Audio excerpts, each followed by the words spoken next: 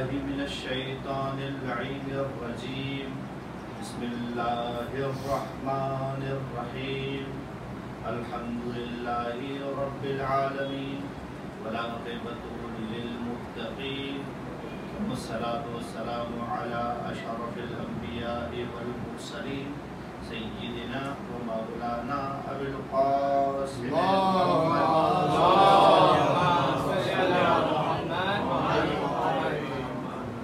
وآله الطيبين الطاهرين المعصومين المنتجبين الميامين المظلومين، لا سيما بقية الله الأعظم روحي وأرواح العالمين لتراب مقدمه الفداء، واللعن الدائمة على أعدائهم أجمعين من يومنا إلى قيام يوم الدين. أما بعد، فقد قال الله تبارك وتعالى في محكم كتابه المجيد ومتقن كلامه المبين وقوله الحق. بسم الله الرحمن الرحيم. ولا تستوي الحسنة ولا السيئة ادفع بالتي هي أحسن فإذا الذي بينك وبينه عداوة كأنه ولي حميم.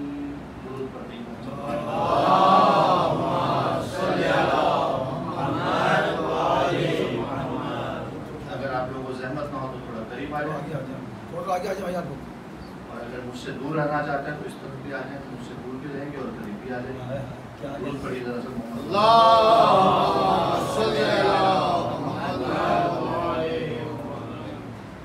قرآن مجید کتاب ہدایت. اور آج کی شب بھی ایسی دو ہستیوں کے بارے میں ہے کہ جن کا اخلاق انتہائی عمدہ ہے. خود قرآن مجید نے حضرت ختم مرتبہ کے بارے میں سند دے دی کہ انک لعلی خلق عظیم، اے محمد تم بہترین اخلاق پر فائز ہو. تو وہ بہترین اخلاق کا ٹائٹل تو مل رہا ہے، لیکن اس بہترین اخلاق کے کچھ ریفرنسز بھی ہونے چاہیے. کیا مطلب ہے بہترین اخلاق؟ اس کی کچھ نشانیاں ہوں گی ہمارے پاس، کوئی مصادیق ہوں گے، یہ بہترین اخلاق ہے، یہ بہترین اخلاق ہے. تو یہ ٹائٹل یقیناً پروردگار عالم نے حضرت کو تمغہ ضرور دیا ہے کہ خلق عظیم کا، لیکن ہمارے لیے ہمارے پریکٹیکل لائف سے اس کا اتنا ریلیشن نہیں بنتا ہے، کیونکہ ہمیں پتہ ہی نہیں چل رہا کہ اخلاق کسے کہتے ہیں. وہ اخلاق کہ جس کی وجہ سے سرکار کو یہ سند ملی ہے، اس کو بھی قرآن میں تلاش کیا ہے. تو بہتر طریقے سے ہمیں اس کے ریفرنسز مل جائیں گے کہ کیا ایسا کمال ہے کہ جس کی وجہ سے خلاق تو عالم حضرت ختم مرتبہ کو خلق عظیم پر فائز مانتا ہے. قرآن مجید کی جس آیہ وافی ہدایت کی تلاوت شرف حاصل کیا، پروردگار عالم ارشاد فرما رہا ہے کہ وَلَا تَسْتَوِي الْحَسَنَةُ وَلَا السَّيِّئَةُ، نیکی اور برائی برابر نہیں ہے. اب آپ بولیں گے مولانا یہ بتانے والی بات ہے، کس کو نہیں معلوم ہے، لیکن مجبور یہ ہے کہ قرآن بتا رہا ہے. وَلَا تَسْتَوِي الْحَسَنَةُ وَلَا السَّيِّئَةُ، نیکی اور برائی برابر نہیں ہے. ادفع باللتی ہی احسن، دور کرو، دفع کرو، پرے کرو اس چیز کے لیے، اس نیکی کے ذریعے سے، اس چیز کے ذریعے سے جو سب سے بہتر ہے. تو دور کس کو کرنا ہے یہ نہیں بتایا ہے، یہ بتایا کہ کس چیز سے دور کرنا ہے. دفع کرنے کا جو اوزار ہے وہ اوزار ہے بہترین نیکی، یہ بتایا. لیکن کس کو دور کرنا ہے یہ قرآن مجید نے اس جگہ پر نہیں بتایا. قرآن مجید کی شان یہ ہے کہ القرآن یفسر بعضہ بعضا، قرآن مجید کی بعض آیات بعض دوسری آیات کی تفسیر کرتی ہے. اگر معنی کو سمجھنا ہے، اگر آپ وابستہ نہیں ہیں اہل بیت سے، وابستہ نہیں ہیں رسول خدا سے، تو قرآن ہے تو قرآن کا عمیق اور گہرا مطالعہ کیا گیا ہے تو بہت ساری جگہ پر آپ کو بعض مثبت باتیں واضح ہو جاتی ہیں. تو یہ جو آیت میں نے پڑھی ہے، یہ آیت نمبر 36 ہے سورہ فصلت میں، اور سورہ مومنون کی آیت نمبر 96 میں خلاق تعالیٰ نے ارشاد فرمایا کہ ادفع باللتی ہی احسن، وہی سیم الفاظ یہاں پہ کوٹ کر دی. اس کے بعد کہا السیئہ، السیئہ کا مطلب ہے کہ برائی. معنی یہ ہے کہ برائی کو بہترین نیکی سے دور کرو۔ اس آیت میں کہا کہ دفع کرنا ہے، تمہیں کیا دفع کرنا ہے یہ بیان ہوا۔ اس آیت میں بیان ہوا جس چیز کو دفع کرنے کی بات کر رہے ہیں، دور کرنے کی بات کر رہے ہیں، وہ ہے سیئہ اور برائی۔ تو معنی بالکل واضح ہے کہ ادفع باللتی ہی احسن، کیا دفع کرنا ہے؟ برائی کو دور کرنا ہے۔ مزیدار بات ہے کہ برے کو دور نہیں کیا ذرا لطف رکھیے گا اس پر، برے کو دور نہیں کیا جا رہا، برائی کو دور کیا جا رہا ہے۔ اور برائی کو دور کرنے کے لیے جس ٹول کو استعمال کرنے کی بات کی جا رہی وہ طاقت کا استعمال نہیں ہے، وہ تشدد نہیں ہے، وہ سوشل بائیکاٹ نہیں ہے۔ ہم لوگوں کی برائیوں کو اس طرح سے روکتے ہیں نا، کبھی سوشل بائیکاٹس کے ذریعے سے روکتے ہیں، کبھی ہم جناب علی جو اس پہ تشدد کر کے روکتے ہیں۔ ایک بات کی جا رہی کہ برائی کو دفع کرنا ہے تم نے باللتی ہی احسن، اس نیکی کے ذریعے سے جو سب سے بہتر ہے۔ اچھا جب تم نے کام کر لے تو نتیجہ کیا نکلنے والا ہے؟ خود قرآن کہتا ہے کہ وہ آدمی کے تیرے اور جس کے درمیان دشمنی پائی جاتی ہے، فَإِذَا الَّذِي بَيْنَكَ وَبَيْنَهُ عَدَاوَةٌ، جب تو ایسا کر لے گا نا کہ برائی کو بہترین نیکی سے دور کرے گا تو وہ شخص جس کے درمیان اور تیرے درمیان عداوت اور دشمنی پائی جاتی ہے کأنہ ولی حمیم، گویا وہ تیرا جانی دوست ہو جائے گا۔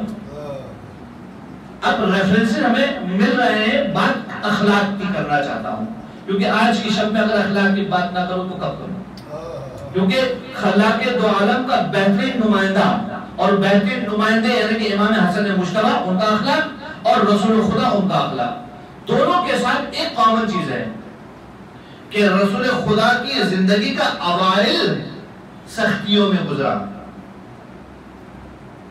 رشتہ داروں نے، چچاؤں نے تکلیف دی، بہت زحمت دی، پڑوسیوں نے بہت تکلیف دی، اور امام حسن مجتبی علیہ السلام کی زندگی کا اواخر بہت تکلیف میں گزرا۔ جنہوں نے بیعت کی تھی انہوں نے مسلح کھینچ لیا۔ آگے کہا یعنی کہ دیکھیے امام کے سامنے کھڑا ہو رہا ہے بدتمیز انسان، گستاخ انسان، اور کہہ رہا ہے السلام علیکم یا مذل المؤمنین۔ نعوذ باللہ، کیسے ترجمہ کروں اس جملے کا کہ امام کو اتنے گستاخانہ انداز میں سلام کر رہا ہے، تو امام کی زندگی کا اواخر اور رسول خدا کی زندگی کا اوائل دونوں سے ملا ہے۔ اب ایسے میں کسی نے بھی نہ رسول کے بارے میں نہ امام کے بارے میں بدخلقی کے بارے میں کوئی شہادت نہیں ملتی، کوئی ریفرنس نہیں ملتا، کوئی بات نہیں ملتی۔ امام ہر ایک کو اپنے خوش خلقی سے جواب دے رہے ہیں اور اللہ کے رسول بھی یہی کام کر رہے ہیں۔ اب اللہ کے رسول کا شان کو دیکھیے، ذرا ملاحظہ کیجیے، اپنے تاریخ پڑھیے اور سنیے، بار بار سنیے، اور اچھا ہے بار بار سنیے، اچھا ہے، کیونکہ فذکر ان نفعت ذکرہ، دہرانا بہت مفید ہوتا ہے۔ اللہ کے رسول تبلیغ کا آغاز کیا ہے مکے کی زندگی میں، اور مکہ آبائی وطن ہے ان کا، سن آف سوائل ہے نا، اور کتنا ان کا ریفرنس ہے اور کتنا زیادہ مضبوط ہے خاندان بنی ہاشم، آپ اس کو اندازہ کیجئے۔ ایسے میں اللہ کے رسول گلی سے گزر رہے ہیں اور گڑیا کچرا پھینکتی ہے، سب سے سنا ہے، بار بار سنا ہے۔ اللہ کے رسول نے یہ نہیں سنا کہ اللہ کے رسول نے راستہ بدلا ہو، یہ نہیں سنیں گے آپ، یہ سن رہے ہیں کہ کچرا پھینکتی ہے، مجھے بھی سمجھ میں آتا ہے، آپ کو بھی سمجھ میں آتا ہے، کوئی بدتمیزی ہو رہی تو راستہ بدل، لیکن راستہ نہیں بدل رہے اللہ کے رسول، اسی جگہ سے جا رہے ہیں۔ جب اس جگہ سے گزرتے ہیں گستاخی ہوتی ہے، دو انفارمیشن، دو خبریں لے کے جاتے ہیں، بوڑھیا ابھی تک زندہ ہے، صحت مند بھی ہے۔ ایک دن یہ خبر نہیں ملی، یعنی کہ اللہ کے رسول وہاں سے گزرے اور ان کی شان میں گستاخی نہیں ہوئی، کچرا نہیں پھینکا گیا۔ اب اللہ کے رسول کے پاس انفارمیشن نہیں ہے تو لہٰذا استفسار کیا، کیا ہوگا؟ ہمارے الفاظ میں گویا یہ کہنا کہ آج کیا ہو گیا، کچرا نہیں پھینکا، یہ نہیں کہہ رہے ہیں کیا ہو گیا، بھیا خیریت تو ہے، نظر نہیں آئی۔ سوال کرتے کرتے گھر پہنچے، گھر میں معلوم پہنچنے کے بعد پتہ چلا کہ مریض ہیں، تو عیادت بھی کر دی، یہاں عیادت کی وہاں مسلمان ہو گئی، اور یہ ہمارے حساب سے ہیپی اینڈنگ ہو گئی۔ ہمیں یہی چاہیے ہوتا ہے کہ میرا سوال یہاں پر یہ ہے کہ اللہ کے رسول کا یہ عمدہ اخلاق اس لیے تھا کہ وہ مسلمان ہو جائے، یا اللہ کے رسول کا اخلاق تھا تو جہنم میں جانا ہے جہنم میں جا، جنت میں جانا ہے جنت میں جانا؟ کیونکہ ہم تو گدھے کو باپ بنانا بہت جانتے ہیں کراچی والے، ہے نا؟ ہمیں تو خوب آتا ہے کہ ضرورت کے وقت کسی کو کس طرح سے اوپر کیا جائے، اس کی عزت کی جائے، اس کے ساتھ اخلاق سے پیش ہے، بہت اچھا جانتے ہیں۔ نعوذ باللہ اللہ کے رسول کا یہ اخلاق تو نہیں ہے کہ وہ اپنے ایمز پہ تو نہیں چل رہے ہیں کہ مجھے چونکہ انہیں مسلمان بنانا ہے، دین پر لانا ہے، لہٰذا میرا اخلاق اچھا ہوگا۔ یہ اخلاق پر ٹارگٹ والا ہے۔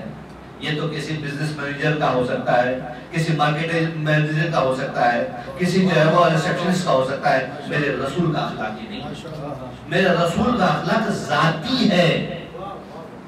تم جتنا ظلم کرو، تم جتنی گستاخی کرو، اور رسول کے اخلاق میں تبدیلی واقع ہونے والی نہیں۔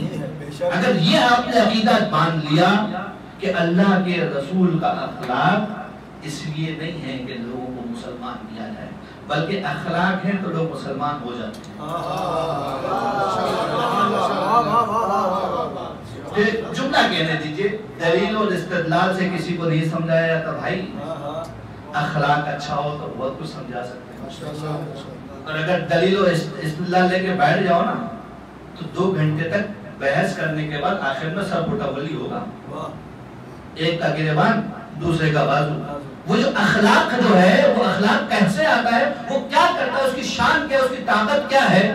وہ طاقت یہ ہے کہ جانی دشمن کو دوست بنا دیتا ہے، جانی دشمن کو جانی دوست بنا دیتا ہے۔ یہ اخلاق شان رسول میں موجود ہے، اور خود قرآن مجید نے یہ بات بتائی بھی ہے۔ چلیں جی تھوڑا سا تاریخ پہ اور آگے بڑھ جاتے ہیں۔ امام حسن مجتبی علیہ السلام کی سیرت،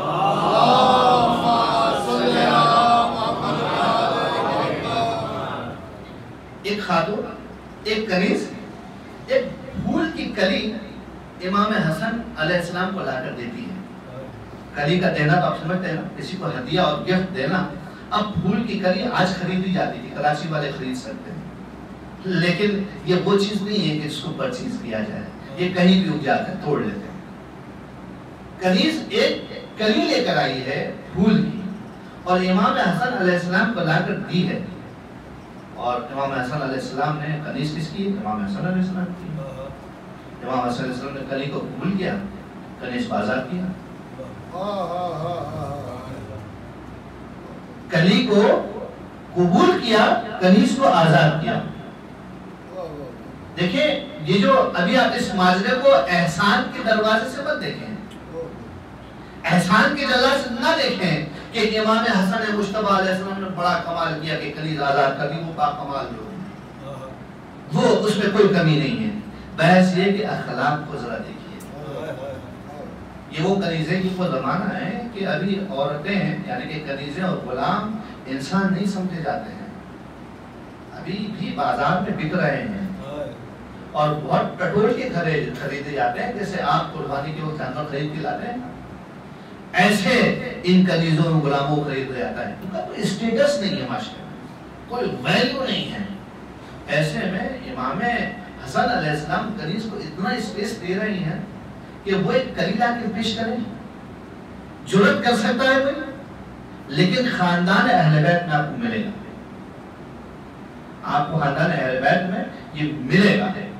اچھا ایک عجیب بات ہے، ہم یہ کہتے ہیں بار بار اور قابل توجہ بات کہ ائمہ کثرت سے غلاموں کو آزاد کرتے تھے۔ خصوصیت امام حسن کی زندگی کو دیکھیے، سید سجاد کی زندگی کو دیکھیے، تو کیا ہے؟ کثرت سے غلام آزاد کرتے تھے۔ یہ تو آپ نے سن لیا، ہم نے صرف سن لینے کے بعد اینالائز نہیں کرتے۔ کبھی یہ بھی سوچا ہے تو کثرت سے آزاد کرتے تھے تو کثرت سے خریدتے بھی تو ہوں گے نا؟ گھر میں غلاموں کی کان تو نہیں لگی ہوئی ہے، نکال کے آزاد کر رہے ہیں۔ کثرت سے غلام خرید بھی رہے ہیں اور کثرت سے غلام آزاد بھی کر رہے ہیں، اس بیچ میں ہو کیا ہے؟ جب غلام آزاد ہی کرنا ہے تو نہ خریدے، سمپل سی بات ہے۔ لیکن ہم یہ دیکھ رہے ہیں کہ تاریخ کہہ رہی ہے کہ غلام کثرت سے آزاد کیے جا رہے ہیں، تو اینالائز یہ کہتے ہیں غلام کثرت سے خریدے جا رہے ہیں، تو بیچ میں ہو کیا رہا ہے؟ بیچ میں وہ غلام کی جن کی زبان عربی نہیں ہے، وہ غلام کہ جنہیں اسلام سے قریب نہیں ہیں، وہ تربیت پاتے ہیں، کمال پاتے ہیں اور آزادی حاصل کر کے چلے جاتے ہیں۔ اور عجیب عجیب ماجرا آپ کو ملیں گے، امام حسن مجتبیٰ کی زندگی میں ملے گا، سید سجاد کی زندگی میں ملے گا، ایک کنیز سے ایک گستاخی غلطی ہو گئی اور امام کا فرزند شہید ہو گیا، فوت ہو گیا، تو اس نے آیت پڑھ لی کہ والعافین عن الناس والکاظمین الغیظ۔ بھئی مسلمان تو آپ بھی ہیں، شیعہ تو آپ بھی ہیں، 40 سال سے مجلس سے تو آپ بھی سن رہے ہیں، میں بھی پڑھ رہا ہوں، موقع تو آیت نکل جائے، مناسبت سے اس زبان سے آیت نکل جائے تو بتائیے مجھے۔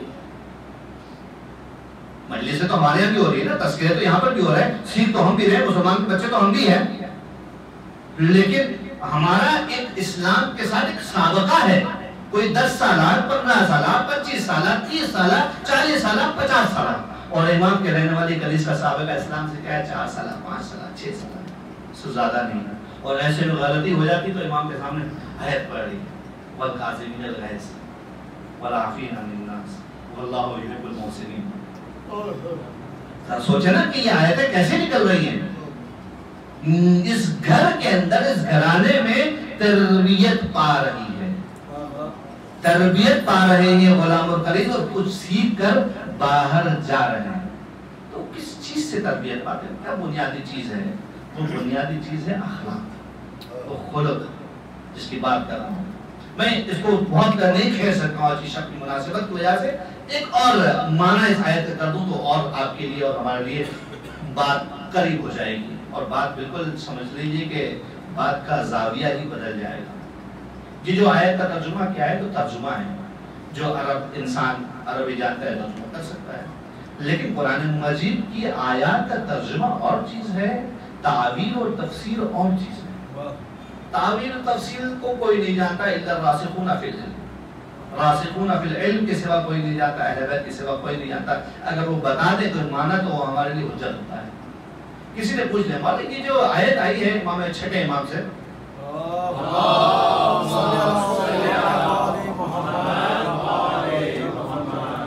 کہ مولا یہ جو آیت آئی ہے کہ وَلَا تَسْتَوِي الْحَسَنَةُ وَلَا السَّيِّئَةُ، یہ نیکی اور برائی برابر نہیں ہے، اس میں حسنہ اور سیئہ سے کیا مراد ہے؟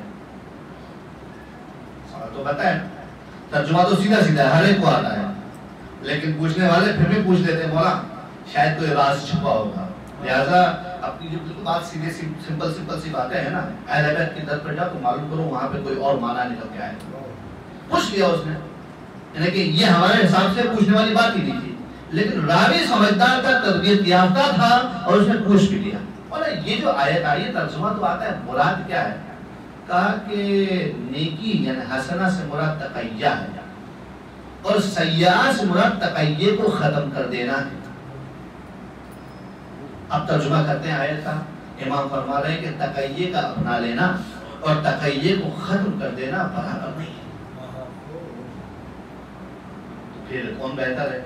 برائی اور نیکی میں تو سمجھ میں آ رہا تھا کہ نیکی بہتر ہے، خدا نے یہی کہا تھا کہ نیکی اور برائی برابر نہیں ہے، اور یہاں پہ نیکی سے مراد تقیہ ہے اور برائی سے مراد تقیہ چھوڑ دینا ہے۔ تو سوال ایک پروفیشنل ریشو سے نتیجہ تو نکالیے کہ تقیہ اپنا لینا اور تقیہ چھوڑ دینا ان میں سے بہتر کون سا ہے؟ پروفیشنل ریشو سے نتیجہ یہ نکل رہا ہے کہ تقیہ کیا ہے؟ حسنہ ہے، نیکی ہے، خوبی ہے، کیونکہ تقیہ جب اپناتا ہے نا تو سامنے والے سے اپنے مخالف کے ساتھ آرگیو نہیں کرتا ہے، آرگیو نہیں کرتا ہے، تو کیا کرتا ہے؟ تقیہ اپنانے والا دو قسم کے طریقے اپناتا ہے تقیہ کے لیے۔ اپنا عقیدہ چھپا دیتا ہے، تو چھپانے کے لیے کیا ٹول استعمال کرتا ہے؟ کبھی وہ چپی باندھ لیتا ہے، یوں بند سی لیتا ہے، پتہ ہی نہیں چلے گا نظریہ کیا ہے، رائے کیا ہے، عقیدہ کیا ہے۔ دوسرا طریقہ تقیہ کا یہ ہے کہ نہیں، سامنے والے کے عقیدے کی بات کرتا ہے، جی فلانی تو بڑے بزرگوار ہیں، سب سے پہلے ایمان لے کر آئے، ہم بڑا احترام کرتے ہیں ان کا، دوسرے کا بھی بڑا احترام کرتے ہیں، تیسرے کا بھی بڑا احترام کرتے ہیں، اور یہ سب کچھ اس کے سامنے اس کے عقیدے کے مطابق کر رہا ہوتا ہے۔ دونوں تقیہ، چپی بھی تقیہ اور سامنے والے عقیدے کے مطابق بات کرنا بھی تقیہ ہے۔ اب یہ بتائیے ان دو میں سے سب سے بہتر کون سا ہے؟ آج کی دنیا جو ریپنگ کی دنیا ہے، اس دنیا کے اندر اپنی پروڈکٹ کو آپ ریپ کرتے ہیں تو ریپ بہت اچھا ہوتا ہے، پروڈکٹ سے بھی زیادہ اچھا ہوتا ہے، بعض اوقات مہنگا بھی ہوتا ہے پروڈکٹ سے زیادہ، کیونکہ یہ اچھا نہیں ہوگا ریپر تو جناب علی کوئی خریدے گا نہیں، ہے نا۔ ابھی مثالیں دینے کا وقت نہیں ہے، لیکن شیعوں کے ساتھ اہل بیت کے چاہنے والوں میرا ایک مشکل ہے، انہیں بھی ریپنگ کا حکم دیا گیا ہے کہ تم اپنے عقیدے کو ریپ کر لو۔ کیا کر لو؟ عقیدے کو ریپ کر لو۔ مثال دے کے سمجھاؤ، بری نہ لگے، ہمیں گویا ایسے کہا جا رہا ہے کہ اپنے حلوے پر گوبر لپیٹ لو، اپنے حلوے پر گوبر لپیٹ لو۔ آسان کام ہے، کون اپنا حلوہ خراب کرے گا؟ لیکن اگر اہل بیت کے در سے وابستہ ہو تو کرنا پڑے گا، کیونکہ میرا امام یہ کہتا ہے کہ التقیۃ دینی و دین و آبائی، تقیہ میرا دین ہے، میرے بابا اجداد کا دین ہے، میرے علی کا دین ہے، چوتھے امام کا دین ہے، پانچویں امام کا دین ہے، امام حسین کا دین ہے، امام حسن کا دین ہے، اور رسول خدا کا دین ہے۔ التقیۃ دینی و دین و آبائی، تقیہ میرا دین ہے اور میرا آبا و اجداد کا دین ہے۔ اور ایک اور روایت میں کہا کہ لا دین لمن لا تقیۃ له، جس کے پاس تقیہ نہیں اس پر دین نہیں۔ اور اگر یہ معنی سمجھ میں آ گیا کہ ولا تستوی الحسنۃ ولا السیئۃ، تو دوسری طرف بھی چلے جائیے کہ ادفع باللتی ہی احسن، شر کو دور کرنا ہے نا، برائی کو دور کرنا ہے، تو دلیل و استدلال کو کیوں استعمال کرتے ہیں؟ تقیہ اپناؤ نا۔ بھائی تمہارا بھائی ہے، تمہارے گھر میں رہتا ہے، تمہارے عقیدے کا مالک نہیں ہے، تو کیا ضروری ہے خون کھولانا؟ کیا ضروری ہے؟ 20 سال سے تو رہ رہے ہو، نہیں سمجھا سکے، اب کیا کر لو گے؟ باتیں ہو چکی ہیں نا، پیغام ہو چکا ہے، اپنا عقیدہ چھپا لو۔ تم اپنے عقیدے پر، وہ اپنے عقیدے پر، اور یہ بات تو توحید کے حوالے سے خود قرآن مجید نے کوٹ کی ہے، لکم دینکم ولی دین، تمہارے لیے تمہارا دین ہے، میرے لیے میرا دین ہے۔ میں اپنے دین کا جواب دو، تم اپنے دین کے جواب دو، تم اپنے دین پہ قائم رہو، میں اپنے دین پہ قائم رہوں۔ اخلاق تو دونوں کے پاس ہونا چاہیے۔ اخلاق کی ضرورت تو اسے بھی ہے، اخلاق کی ضرورت تو اسے بھی ہے۔ بھائی ہو بھائی تم لوگ، ایک گھر میں رہتے ہو، ایک باپ کی اولاد ہو، تو جھگڑتے کیوں؟ یہ جو میں جملہ کہا ہے کہ کیا ضروری ہے خون کھولانا، یہ ایک مشہور شعر ہے، اور جس کو سمجھ لیجئے۔ جوش ولی آبادی صاحب کسی سے ملنے گئے، کافی ویٹ کرنے کے بعد جب وہ نہیں آئے تو انہوں نے چٹھی پہ شعر لکھ دیا، شعر لکھ دیا کہ پھر کسی اور وقت مولانا، کیا ضروری ہے خون کھولانا؟ اب سامنے والا نہیں سمجھ رہا ہے، کسی اور دن، قیامت کے دن کی بات ہو سکتی ہے، آگے بھی بڑھ سکتی ہے، لیکن اس مسئلے کو چھیڑنے کی ضرورت کیا ہے؟ تم اپنے عقیدے پر رہو، اس کو اپنے عقیدے پر ہے۔ دین میں تشدد کہاں سے آتا ہے؟ کیا رسول کی زندگی میں تشدد ہے؟ کیا امام حسن مجتبی علیہ السلام کی زندگی میں تشدد ہے؟ وہاں تو نہیں، تو ہم میں کیوں ہے؟ جو سیکھنے کی چیز ہے وہ ہم نے سیکھی نہیں۔ وہ کیا ہے کہ ریپیئرنگ جو ہوتی ہے نا، انسان کی نسبت سے ریپیئرنگ کا عمل دو طرفہ ہے، انر ریپیئرنگ، آؤٹر ریپیئرنگ۔ ہم آؤٹر ریپیئرنگ کر رہے ہیں، باہر والوں کو ریپیئر کر رہے ہیں، یہ صحیح ہو جائے، یہ صحیح ہو جائے۔ میں کب صحیح ہوں گا؟ میرا اخلاق کب سدھرے گا؟ میں اپنے آپ کو کب، گھر میں کسی کے ساتھ غلط بات کر لی، تیز لہجے میں بات کر لے، تو کبھی اپنے آپ کو بھی ڈٹو گے نا، کہ یہ رسول کا لہجہ ہے، کہ رسول اس لہجے کو پسند کرتے ہیں جو میرا تھا؟ یہ تو نہیں ہے۔ ہمارا سارا فوکس اس بات پر ہے کہ کسی اور کو سکھا دیں۔ دین سکھانے کے لیے نہیں، سیکھنے کے لیے، عمل کرانے کے لیے نہیں، عمل کرنے کے لیے۔ عمل کرتے جاؤ، معاشرہ سدھرتا چلا جائے گا۔ اتنا ہم نے اپنے آپ کو ایک دوسرے کے ساتھ کولیپس کر کے رکھا ہوا ہے، جوڑ کے رکھا ہوا ہے۔ کوئی آدمی اگر صحیح پر عمل بھی کرنا چاہتا ہے، اسے عمل نہیں کرنے دیتے ہیں۔ اور سب سے آگے جو چیز آتی ہے وہ ہے ہمارا عمدہ اخلاق۔ کون سا اخلاق؟ عمدہ اخلاق، جس کو برا نہ لگے تو گھنٹے والا اخلاق ہے۔ وہ کیسے ہمارا اخلاق کہ کوئی آئے گا آپ کے ساتھ بدتمیزی کرے گا تو آپ اس سے بڑے بدتمیز ہیں، اور اگر کوئی آپ کے سامنے عذاب کرے گا آپ لیٹ جائیں گے، سیدھے سیدھے سو جائیں گے، بھائی تم نے میری عزت کی ہے۔ یہ کون سا اخلاق ہے؟ اخلاق وہ ہوتا ہے جو تمہاری اور ہماری ذات میں ہے، یہ نہیں ہے۔ اب آئیے تاریخ کا مطالعہ کیجیے۔ امام حسن مجتبی علیہ السلام،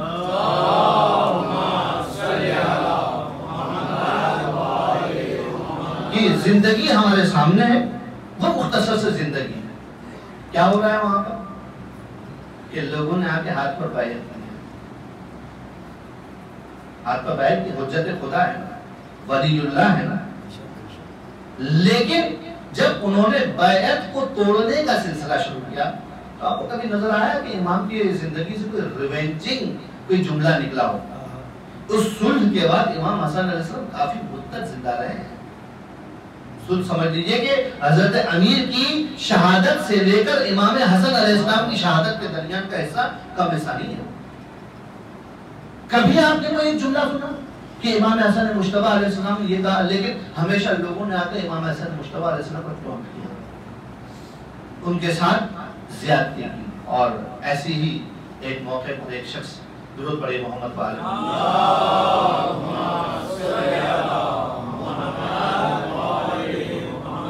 اگر گرا نہ کر لگے تو تھوڑا سا اسٹیمیٹ ہے.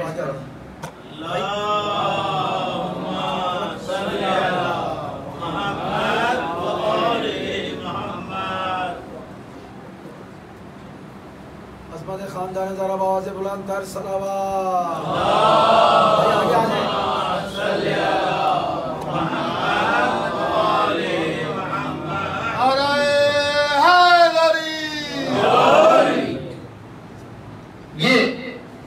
امام حسن علیہ السلام ہیں, رسول خدا کے فرد نواسے ہیں اور اسی اخلاق پر فائز ہیں. ایسے میں ایک شخص آیا, امام کے پاس بیٹھا ہوا ہے اور امام کے سامنے بیٹھ کر امام کی توبیخ کر رہا ہے, گستاخی کر رہا ہے. ایسے میں امام نے تشت منگوایا اور تشت منگوانے کا امام نے قید کی. تو جب قید کی تو امام کے دہن سے خون اور خون کے بوتھڑے نکل کر اس ظرف میں آ گئے. کہ یہ کیا ہے؟ کیا کہ یہ مجھے زہر دیا گیا ہے جس کی وجہ سے یہ میرے جگر کے کہا کہ علاج کیوں نہیں کرواتے؟ کہا یہ تیسری کوشش ہے, جانور نہ ہو پاؤں. صرف میں اخلاق کی بات کرنا چاہتا ہوں, آگے بڑھ جاؤں گا. لیکن اتنا اس کا کہ انسان زہر کھایا ہوا ہے, سامنے والے پہ ایک آدمی بیٹھا ہوا ہے, امام کے ساتھ جو ہے وہ گستاخی کر رہا ہے اور امام اس کی بات سن رہے ہیں. یہ جگر کہاں سے لاؤں, یہ نمونے کہاں سے لاؤں کہ اتنا عمدہ اخلاق. اور مولا حسن علیہ السلام اسی طریقے سے خون تھوکتے تھوکتے اس دنیا سے چلے گئے. یہ اندازہ تو ہے نا کہ مولا حسن کس شہر میں خون تھوک رہے ہیں؟ مدینہ رسول میں, شہر نبی میں. یہ وہ شہر ہے کہ جب مولا حسن نانا کی پشت پر سوار ہو جاتے تھے نا تو نانا سجدوں کو طولانی کر دیتے تھے. یہ وہ شہر ہے کہ جب کبھی منبر پر رسول سوار بیٹھے ہوئے ہوں اور بچے گھر سے نکل کر آ جائیں نا تو رسول خدا منبر چھوڑ کر جو ہے وہ بچوں کا استقبال کرتے تھے. یہ وہ شہر ہے کہ جس شہر میں نانا پر سواری کیا کرتے تھے حسن مجتبیٰ اور کہا کرتے تھے اللہ کے رسول کتنا بہترین سوار ہے. لوگ کہتے تھے کتنی بہترین سواری ہے اور اللہ کے رسول کہتے تھے کہ کتنا بہترین سوار ہے. یہ وہ شہر ہے. خون تو امام حسن نے تھوکا تو جناب زینب بھی رہی ہیں وہاں, بہن ہے جناب ام کلثوم بھی ہے. دل پہ ہاتھ رکھ کے سوچیے کہ بہن پر کیا گزر رہی ہے, بہن کس طریقے سے منظر دیکھ رہی ہے کہ بھائی خون اگر رہا ہے. وہ کرب و تکلیف بہنیں ہی سمجھتی ہیں کہ جب یہ احساس ہو کہ اب ناقابل علاج ہے, اب بھائی کا آخری وقت ہے. ایسے میں کئی وصیتیں کی.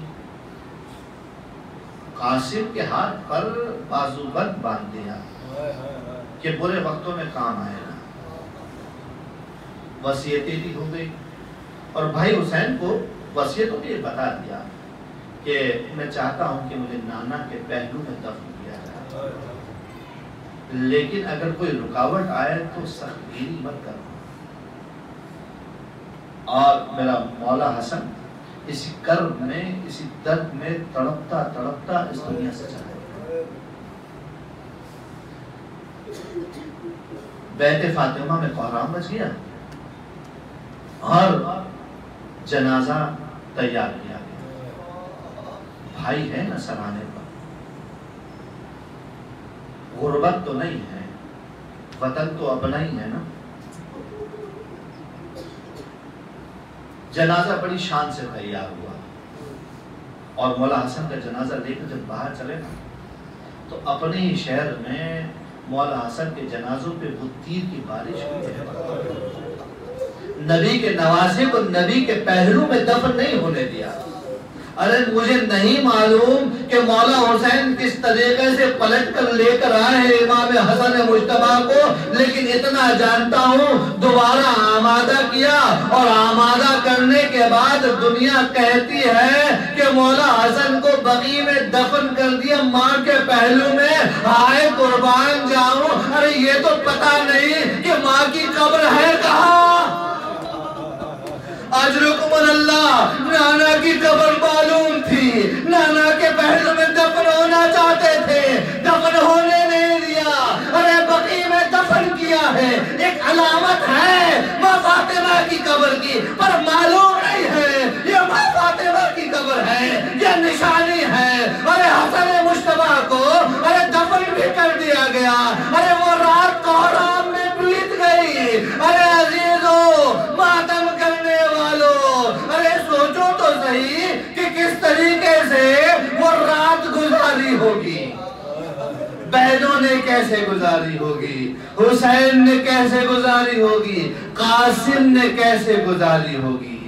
بس ایک حسین کے پاس بھائی کی نشانی ہے، دیکھ دیکھ کر جیتے ہیں۔ زینب کے پاس بھائی کی نشانی ہے۔ قاسم ابن حسن کربلا آتے آتے 8 سال کا سن ہو گیا۔ مولا حسین کے پاس ہے، اجازت مانگی، اجازت مانگی۔ کچھ دیر جا کر تنہائی میں سب نہوڑا کر بیٹھ گئے، سر جھکا کر بیٹھ گئے۔ یاد آئی بابا کی وصیت، بازوبت کو کھلا، اس نے خط لکھا ہوا، بیٹا قاسم، جب کبھی بھائی کو مشکل وقت آئے نا تو اپنی جان سے دریغ مت کرنا۔ آنکھوں پہ آنسو، لبے پر مسکراہٹ، خط کو لیا، دوڑے ہوئے چچا کے پاس آئے۔ چچا دیکھی کیا لیا؟ بھائی کی خط کو دیکھا، آنکھوں سے لگایا، غصہ کیا اور بھتیجے کو تیار کیا۔ کیسے تیار کیا؟ حمید بن مسلم نے بڑی ڈیٹیل دی ہے۔ کہتا ہے کہ میں نے دیکھا کہ ایک بدر منیر چلا رہا تھا، ایک چھوٹا سا بچہ تھا، اس کے سر پر امامہ تھا، 2 طرف سے اس کے لٹک رہے تھے، اس کو کاٹا گیا تھا بیچ میں سے۔ اس نے کرتا پہنا ہوا تھا، بیچ میں سے پھٹا ہوا تھا، سفید کرتا، یہ کفن والا کرتا ہے، کفن کی کرتی ہوتی نا، وہ پھاڑ کے اسے روانہ کیا ہے۔ حمید کہتا ہے کہ میں نے دیکھا کہ گھوڑے پہ سوار تھا، سر پہ امامہ تھا، کرتا پہنا ہوا تھا، کرتا پھٹا ہوا تھا، امامے کے دوسرے تھے۔ مجھے یاد ہے کہ اس کے پیروں میں چپلیں تھیں، نالین تھے، اور مجھے آج تک یاد ہے کہ الٹے پیر کی نادین کا فیتا کٹا ہوا تھا۔ ذرا سوچیے تو حمید نے کتنا غور سے دیکھا ہو۔ حمید مجھے اتنا تو بتا، یہ بچہ جو آ رہا تھا اس کے سر پر خود تھا؟ خود نہیں تھا۔ کیا اس کے سینے پہ زرہ تھی؟ زرہ نہیں تھی۔ ارے اتنا کم سن تھا کہ اس عمر کے بچوں کے لیے نہ خود بنتا ہے نہ زرہ بنتی ہے، بس ایک تلوار لے کر حسن کا لال مقتل کی طرف چلا، اور جہاد کرتے کرتے ایک مرتبہ زین سے زمین پر آیا، جس قاتل نے قتل کرنا چاہا سرحانے پہنچا، قاسم کو آواز، قاسم نے حسین کو آواز دی، حسین دوڑے ہوئے آئے، اور دوڑے ہوئے اس حالت میں آئے کہ جب پہنچے تو قاسم کا قاتل قاسم کے سرحانے کھڑا ہو کر سر قلب کرنا چاہتا تھا۔ حسین جب قریب پہنچے نا تو مولا حسین نے تلوار چلائی تو اس کے ظالم کے ہاتھ کٹ گئے۔ جب ہاتھ کٹ گئے نا مدد کے لیے بلایا، تو تاریخ کہتی ہے کہ ادھر کے گھوڑے ادھر ہو گئے، ادھر کے گھوڑے ادھر ہو گئے۔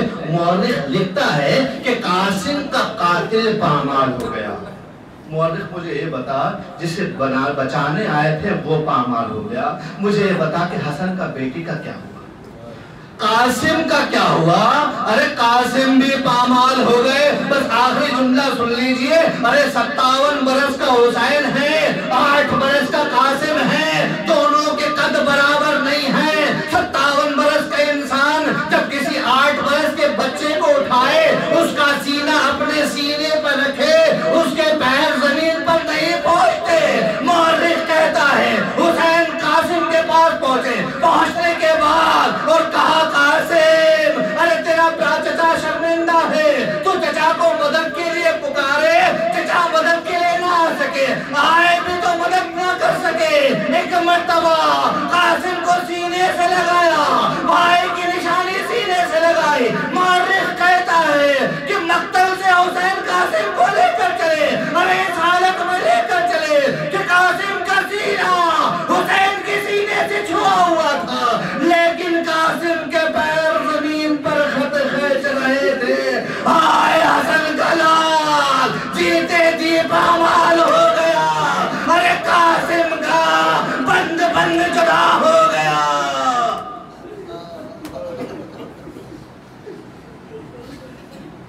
سیعلم الذین ظلموا ایہم فلیہم